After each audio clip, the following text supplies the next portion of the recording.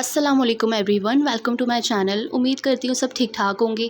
आज इस वीडियो में हम कुछ इंपॉर्टेंट शॉर्ट नोट्स की बात करने वाले हैं। लास्ट 2 पेपर्स से वो आ रहे हैं, तो चांसेस हैं कि इस बार भी वो आ सकते हैं। There is no certainty but we have to prepare for it in advance. आज इस वीडियो में जो हम शॉर्ट नोट्स की बात करने वाले हैं वो एक है स्वामी विवेकानंद कर्मयोग एंड पंच परमेश्वर। ये दोनों टॉपिक्स रिपीटेड टॉपिक्स हैं और जो आपके और शॉर्ट नोट्स हैं, जैसे आपका एम्पैथी पे आ गया या फिर सोशल कंस्ट्रक्शन पे आ गया, तो वो शॉर्ट नोट्स आप खुद भी बना के लिख सकते हैं। आप अपने डेली लाइफ एग्जांपल्स लिख सकते हैं, जो आपने कोर्स में पढ़ा है वो लिख सकते हैं। ये 2 ऐसे टॉपिक्स हैं, अगर इसके पीछे की आपको स्टोरी नहीं मालूम होगी तो आप नहीं लिख पाएंगे। चलिए देखते हैं क्या स्टोरी है इसके पीछे और इसका कंक्लूजन क्या निकलता है, मॉरल क्या है। पंच परमेश्वर स्टोरी ये प्रेमचंद ने लिखी है और इसके 2 मेन कैरेक्टर्स हैं, जुम्मन शेख एंड अलकू चौधरी। ये दोनों बचपन के फ्रेंड्स होते हैं और जुम्मन शेख के फादर का नाम होता है जुमराती। अलकू चौधरी जुमराती के पास ट्यूशन्स लेने जाते हैं और जुमराती जो होते हैं वो बहुत ओल्ड फैशन होते हैं और वो ये मानते हैं कि बच्चों को जब तक आप मारोगे नहीं, पीटोगे नहीं, पनिशमेंट नहीं दोगे तो जब तक बच्चे सीखेंगे नहीं। तो ये छोटा सा चाइल्डहुड का एक बैकग्राउंड था। अब जुम्मन शेख जो हैं वो बड़े हो गए हैं, उनकी शादी हो गई है। जुम्मन शेख की एक आंटी होती हैं, वो कहती हैं कि मैं अपना प्लॉट किसी को दूंगी जो मेरी देखभाल करेगा, जो मुझे फूड, शेल्टर और बेसिक नेसेसिटीज़ प्रोवाइड करेगा। तो वो ये डिमांड करती हैं। तो जुम्मन शेख उस पर एग्री कर जाते हैं और वो कहते हैं कि आप मुझे अपना प्लॉट दे दें, हम आपकी खिदमत करेंगे। जब उन्हें प्लॉट मिल जाता है तो कुछ समय बाद क्या होता है, वो और उनकी वाइफ अपनी आंटी के साथ बहुत बुरा बिहेव करते हैं। इसी बुरे बिहेवियर की वजह से आंटी जो है पंचायत में जाती हैं अपनी प्रॉब्लम लेके और वो एक लीगल एक्शन लेती हैं। तो अब हम समझेंगे पंचायत का सीन। अब जो जुम्मन शेख की आंटी हैं वो पंचायत में आ गई हैं। ये पंचायत सीन 1 है। अब आंटी जो हैं वो अलकू चौधरी को अपना पंच सेलेक्ट करती हैं और अलकू चौधरी, आप याद करें मैंने बताया है, जुम्मन शेख के चाइल्डहुड फ्रेंड हैं। तो जुम्मन शेख तो बहुत खुश हो जाते हैं कि ये तो मेरे फ्रेंड हैं, ये तो मेरे ख़िलाफ़ फ़ैसला ले ही नहीं सकते। लेकिन अलकू चौधरी क्या करते हैं, वो अपने दोस्त के ख़िलाफ़ डिसीजन ले लेते हैं और जो कि ज़ाहिर है जो सच था उन्होंने उसका साथ दिया। उन्हें बाय हार्ट ये मंजूर नहीं था कि मैं किसी के ख़िलाफ़ फ़ैसला कर दूं जो कि सही ना हो। तो उन्होंने जुम्मन शेख के ख़िलाफ़ फ़ैसला किया और जस्टिस में जो 2 ऑप्शंस थे, या तो वो आंटी को प्लॉट वापस कर दें या फिर अपनी आंटी की खिदमत करें और उनके साथ अच्छा बिहेवियर करें। ये पंचायत सीन यहाँ पे ख़त्म हो जाता है। अब नेक्स्ट सीन पे आ जाते हैं। अब अलकू चौधरी जो होते हैं एक बार 2 बैल खरीदते हैं।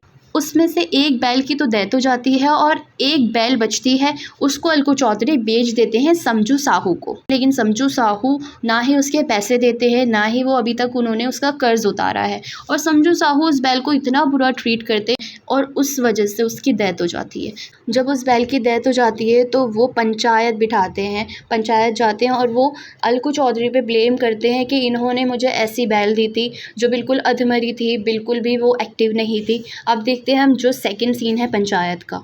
अब देखिए यहाँ पे समझू साहू ब्लेम कर रहे हैं अलकू चौधरी को कि अलकू चौधरी ने उन्हें अनहेल्दी बैल दी थी। लेकिन अलकू चौधरी कहते हैं कि नहीं, ये इस वजह से इसकी डेथ नहीं हुई, इन्होंने बैल के साथ बहुत बुरा बिहेवियर करा, उस पर इतना प्रेशर डाला कि वो उसकी डेथ हो गई। अब यहाँ पे क्या होता है, देखिए पहले सीन में हमने देखा था कि जुम्मन शेख और अलकू चौधरी दोनों फ्रेंड्स हैं, लेकिन फिर भी फ्रेंड होने के बावजूद भी जुम्मन शेख के ख़िलाफ़ अलकू चौधरी ने फ़ैसला दिया था। अब देखें यहाँ पे समझू साहू अपने बहुत चालाकी दिखाते हैं और जुम्मन शेख को पंच बना देते हैं और वो ये कहते हैं कि जुम्मन शेख तो अलकू चौधरी के ख़िलाफ़ ही फ़ैसला देंगे, क्योंकि लास्ट टाइम जो पंचायत में हुआ था उसका बदला तो वो लेंगे ही। लेकिन क्या हुआ, जुम्मन शेख ने समझू साहू के ख़िलाफ़ फ़ैसला लिया जो कि सही था। अलकू चौधरी को नहीं पता था कि जुम्मन शेख मेरे हक़ में फ़ैसला देगा और जो सही है उसी को सही कहेगा, अपना पुराना बदला रिवेंज नहीं लेगा। और फिर क्या हुआ, समझू साहू को पेनल्टी देनी पड़ी उस बैल के बदले। सो आई होप आपको स्टोरी समझ आ गई होगी। अब हम उसका मॉरल देख लेते हैं, क्योंकि आपको पेपर में स्टोरी नहीं लिखनी बट आपको मॉरल लिखना है कि आपको क्या समझ आया है स्टोरी से। So justice and truth should prevail over personal biases and relationships. जब एक इंसान को अथॉरिटी दी जाती है तो उस अथॉरिटी के साथ एक रिस्पॉन्सिबिलिटी दी जाती है। जब आपको एक रिस्पॉन्सिबिलिटी दी जाए कि आपको सच और झूठ के बीच एक फ़ैसला करना है, तो आपको हमेशा सच चूज़ करना चाहिए, हमेशा हक़ के साथ रहना चाहिए। The story illustrates that when individuals take on the responsibility of delivering justice, they must rise above their personal interests and attachments, embodying integrity and fairness। देखिए, आप यहाँ पे एक एग्जांपल ले लें। आपके दोस्त की लड़ाई हो गई है किसी ऐसे शख्स से जो आपको बिल्कुल नहीं पसंद, और आपको उसमें लीडर बना दिया गया, और आपके दोस्त ने ही बनाया, आपको ही चूज़ करा आपके दोस्त ने, क्योंकि वो सोच रहा है कि आप उसके हक़ में ही फ़ैसला देंगे। अब आपको यहाँ पे फ़ैसला करना है। यहाँ अब आपकी सच्चाई, आपकी ऑनेस्टी, फेयरनेस यहाँ पे आपकी झलकेगी अब कि आप कितने सच्चे इंसान हैं। कहीं आप अपने दोस्त को देख के उसके साथ तो नहीं खड़े हो रहे हैं, चाहे वो गलत है तब भी उसके हक़ में तो फ़ैसला नहीं दे रहे हैं। तो इस स्टोरी का मोरल ही यही है कि आपको अपने पर्सनल रिलेशनशिप्स को, बायसेस को छोड़कर इंसाफ का फ़ैसला लेना चाहिए। अगर किसी ने आपको एक रिस्पॉन्सिबिलिटी दी है, आपको लीडरशिप प्रोवाइड करी गई है, तो हमेशा आपको इंसाफ करना चाहिए, और चाहे आपके दोस्त का उसमें नुकसान ही क्यों ना हो रहा हो, अगर वो गलत है तो आपको उसके ख़िलाफ़ ही फ़ैसला देना पड़ेगा। आप ऐसा फ़ैसला लेंगे जो सामने वाले इंसान के, जो सच्चा है, उसके हक़ में होगा। The characters demonstrates that true justice is impartial and that one's duty as a judge or leader is prioritize righteousness and the greatest good over individual connections। तो अपने connections को साइड में रख के आपको अपनी ड्यूटी को प्रायोरिटाइज करना चाहिए और उसको प्रायोरिटी देनी चाहिए। आपको अपनी यहाँ पे राइटनेसनेस शो करनी है कि आप कितने सच्चे हैं। जब ऐसी कोई सिचुएशन आती है, आपका टेस्ट यहाँ पे होता है, देखा जाता है कि आप कितने सच्चे हैं, कितना सच का साथ देते हैं। इस स्टोरी के पीछे यही था कि यहाँ पे एक बार जुम्मन शेख को जज बनाया गया और एक बार अलगू चौधरी को बनाया गया, लेकिन उन्होंने अपनी फ्रेंडशिप को साइड रखा और उसके साथ रहे जो सही था। एक बार एग्ज़ाम में इस स्टोरी को लेके एक ऐसा भी क्वेश्चन आया हुआ है कि आप एक वुमेन का डिपिक्शन बताएं इस स्टोरी में। तो वुमेन का ज़्यादा कुछ रोल नहीं है, लेकिन आप उसमें ये दिखा सकते हैं, जुम्मन शेख की जो वाइफ़ थी वो एक ट्रेडिशनल वाइफ़ थी। चाहे उनके हस्बैंड गलत भी थे तब भी वो अपने हस्बैंड की ही साइड थी और अपने हस्बैंड के साथ मिलकर बुरा बिहेवियर करती थी और दूसरों से लड़ती थी एंड ऑल दैट, ठीक है। लेकिन दूसरी तरफ वुमेन एम्पावरमेंट भी दिखाई गई है। कैसे? क्योंकि जो जुम्मन शेख की आंटी थी जिनके साथ वो बुरा बिहेव करते थे, उन्होंने आवाज़ उठाई, लीगल एक्शन लिया और उन्हें जस्टिस भी मिला। आपने देखा, तो यहाँ पे एक वुमेन एम्पावरमेंट शो होती है कि अगर आपके साथ कोई जुल्म हो रहा हो, किसी औरत के साथ जनरली कोई भी जुल्म हो रहा हो, तो उसे आवाज़ उठानी चाहिए और लीगल अथॉरिटीज़ को कंप्लेन करनी चाहिए। किसी से नहीं डरना चाहिए, चाहे वो उसके रिश्तेदार ही क्यों ना हो, ठीक है। तो आप एक वुमेन का डिपिक्शन में ये सब लिख सकते हैं। चलिए अब जानते हैं सेकंड टॉपिक के बारे में, जो है स्वामी विवेकानंद कर्म योगा।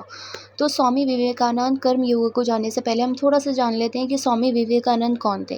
आई नो कि मेजॉरिटी लोग जानते होंगे कि ये कौन थे, बट कुछ लोग नहीं भी जानते होंगे, तो हमें सबका ख्याल रखना है। स्वामी विवेकानंद एक हिंदू संत थे और वो एक देशभक्त भी थे, प्लस एक महान फ़िलासफ़र और महान लेखक भी थे। उनकी जो इंडियन फ़िलासफ़ीज़ थी वो सिर्फ इंडिया में ही नहीं, वेस्टर्न वर्ल्ड में भी फेमस हुई हैं। वैसे ही उन्होंने एक कर्म योगा का कॉन्सेप्ट दिया जिसके बारे में हम जानेंगे। सो गाइस, कर्म का मतलब होता है कुछ काम करना, कोई एक्शन करना। लोग काम किसी मकसद के लिए करते हैं, या तो उन्हें उस काम के बदले शोहरत चाहिए होती है, पावर चाहिए होती है, धन दौलत चाहिए होती है, या कुछ ना कुछ उन्हें चाहिए होता है, इसलिए वो काम करते हैं। जो लोग जॉब करते हैं वो क्यों जॉब करते हैं? ताकि उनको इनकम मिल सके, ताकि वो अपना घर चला सकें। वो जो अपनी सर्विस प्रोवाइड कर रहे हैं वो किस लिए कर रहे हैं? ताकि उन्हें मनी मिल सके, राइट। सो हम जो भी काम करते हैं उसके पीछे कुछ ना कुछ मकसद छुपा हुआ होता है, उसके बदले हमें कुछ चाहिए होता है। लेकिन स्वामी विवेकानंद ने जब अपना कर्म योगा ये कॉन्सेप्ट बताया, उन्होंने बताया कि कोई भी काम जो आप फोकस के साथ, स्किल के साथ करते हैं, अपना बेस्ट देते हैं उसमें, लेकिन विदाउट एनी लालच, किसी भी लालच के बगैर आप किसी की मदद कर रहे हैं, गरीबों की मदद कर रहे हैं, डोनेशन दे रहे हैं, लेकिन उसके बदले आप कुछ एक्सपेक्ट नहीं कर रहे हैं उनसे, वही है कर्म yoga. Swami Vivekanand's concept of Karma Yoga is a path of spiritual growth through selfless actions। आप वो कर्म योगा का मतलब है कि आप कोई भी काम कर रहे हैं अपनी स्पिरिचुअल ग्रोथ के लिए कर रहे हैं। आपका एक्शन जो है वो सेल्फलेस है, आप उसके बदले कुछ एक्सपेक्ट नहीं कर रहे हैं, आप अपनी मन की शांति के लिए वो काम कर रहे हैं। In simple terms it means doing your duties and work sincerely and without selfish desires. For example, आपने एक दोस्त बनाया, उस दोस्त को पैसों की ज़रूरत पड़ गई, आपके पास पैसे थे तो आपने उसकी मदद कर दी, लेकिन आपने इसलिए मदद करी कि ये इंसान जब मुझे ज़रूरत होगी तो ये भी मेरी मदद करेगा, तो मैं इसकी मदद कर देता हूँ। ये कर्म योगा नहीं है। अगर आप किसी की मदद कर रहे हैं और बदले में कुछ नहीं एक्सपेक्ट कर रहे हैं, वही है कर्म yoga. By helping others and working for the welfare of society, we can find spiritual fulfillment. So आप लोगों की मदद करके, सोसाइटी में कुछ पॉजिटिव कंट्रीब्यूट करके, मतलब अपनी मन की शांति के लिए ये सब कर रहे हैं, अपनी स्पिरिचुअल ग्रोथ के लिए ये सब कर रहे हैं, ना कि किसी लालच के लिए। स्वामी विवेकानंद जो थे वो बहुत स्पिरिचुअल इंसान थे और वो मानते थे कि स्पिरिचुअल ग्रोथ होना बहुत ज़रूरी है इंसान की, और हमें मटेरियलिस्टिक चीज़ों पे ध्यान नहीं देना चाहिए। हमें जो भी एक्शन करना है, जो भी काम करना चाहिए, वो अपनी स्पिरिचुअल ग्रोथ के लिए करना चाहिए। तो सबसे ज़्यादा इम्पॉर्टेंट उनके लिए क्या थी? Spiritual growth. तो इसी कॉन्सेप्ट के ऊपर बेस्ड है कर्म योगा। और स्वामी विवेकानंद मानते थे वो इंसान सबसे ज़्यादा दूसरों को फ़ायदा पहुंचाने वाला है जो दूसरों को स्पिरिचुअल नॉलेज देता है, जो लोगों को ये एडवाइस देता है कि स्पिरिचुअली कैसे ग्रो होना चाहिए। So Vivekanand believed that by changing our attitude towards work, we can transform it into a spiritual practice. अगर आप बिना कुछ expectations के किसी के लिए काम करेंगे तो आपको बहुत अच्छा फील होगा। आप उसकी उम्मीद सिर्फ गॉड से रखें। Even the simplest task can become acts of devotion if done with the right mindset. हम रोज़ाना के अपने छोटे छोटे काम भी अगर राइट माइंडसेट के साथ करें तो वो भी हमारी स्पिरिचुअल ग्रोथ के लिए कंट्रीब्यूट करेंगे। फॉर एग्ज़ाम्पल, आप कॉलेज जा रहे हैं, आपने रास्ते में किसी इंसान को देखा है, आपने उसे रोड क्रॉस करवा दिया, ये आपने किसी लालच के लिए नहीं करा। अब वो एल्डर पर्सन आपको क्या देगा, और जिससे आप पहली बार मिले हैं, तो ये क्या है, इससे भी आपकी स्पिरिचुअल ग्रोथ होगी, बिकॉज ये एक एक्ट ऑफ काइंडनेस है। हमें अपनी लाइफ में मटेरियलिस्टिक चीज़ों को भी छोड़ कर देखना चाहिए। बहुत कुछ है लाइफ में जो हम कर सकते हैं। दूसरों की मदद कर सकते हैं, कोई किसी को किसी चीज़ की नीड है उसे वो प्रोवाइड कर सकते हैं, अगर हमारे अंदर इतनी कैपेबिलिटी है कि हम कर सकते हैं। तो इससे भी आपकी स्पिरिचुअल ग्रोथ होगी, आपको अच्छा फील होगा, आपकी वेलबींग इंप्रूव होगी। तो यही मकसद था कर्म योगा का। आई होप आपको ये समझ आ गया होगा। So that's it for today's video. Thank you so much for watching. अगर आपको वीडियो पसंद आई हो और आपके लिए हेल्पफुल रही हो तो वीडियो को लाइक कर दिएगा और चैनल को सब्सक्राइब कर दिएगा ऐसी और इन्फॉर्मेटिव वीडियोज़ के लिए।